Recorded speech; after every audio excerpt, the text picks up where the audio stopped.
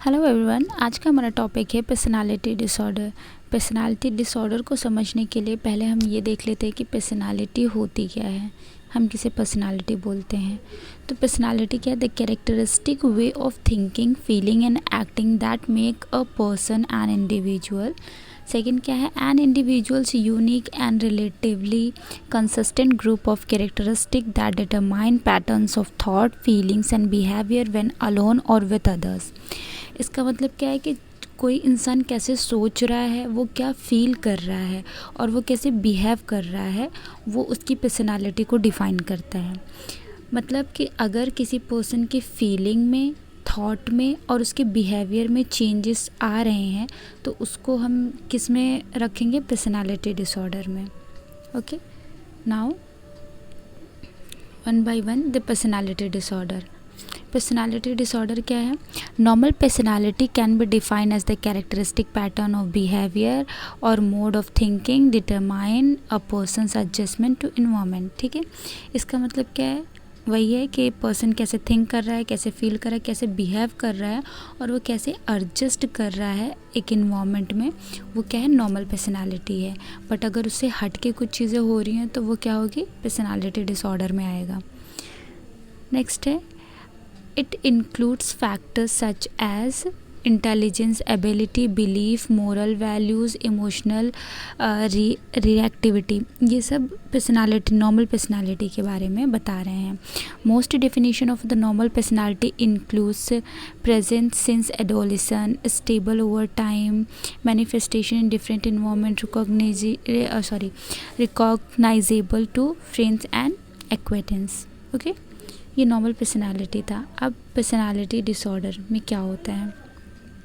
According to WHO, abnormal personality can be defined as deeply ingrained maladaptive pattern of behaviour continuing throughout the most of adult life, although often becoming less obvious in middle of और old age. ठीक है, इसका मतलब कि माल adaptive behaviour, ऐसा behaviour जो कि सही नहीं है और नॉर्मल बिहेवियर से अलग है, उसको क्या बोलते हैं? माल अडेप्टिव बिहेवियर।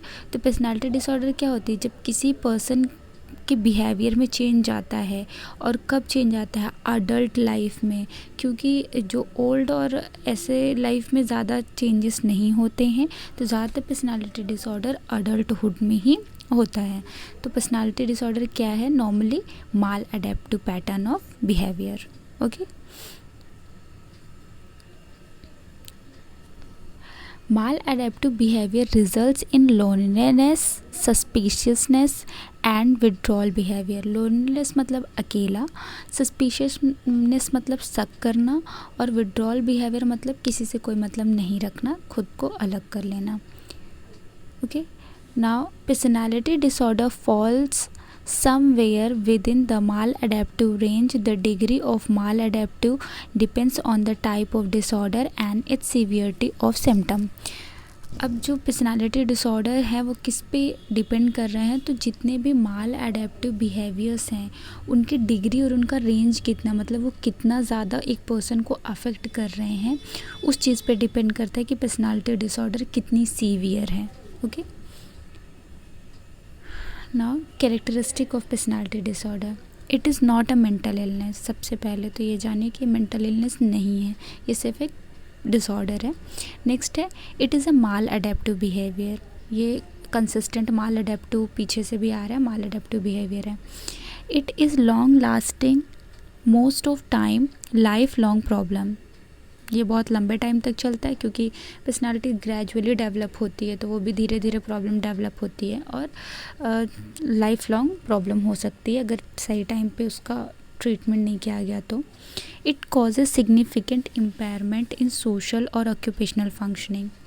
क्योंकि पर्सनालिटी में अगर प्रॉब्लम होती है तो एंटी सोशल पर्सनालिटी वगैरह होती है, तो उसकी वजह से क्या होता है, लोग ज़्यादा सोसाइटी में जाना पसंद नहीं करते हैं, तो सोशल लाइफ में और ऑक्यूपेशनल लाइफ में भी प्रॉब्लम होती है। It produces distress to the individual and to other. इसकी वजह से क्या होता है, लोगों को प्रॉब्लम होती है और ख़ुद को भी होती है। जो पर्सन को प्रॉब्लम, मतलब जो पर्सन रहता है डिसऑर्डर वाला, उसको भी होती है और दूसरों को भी।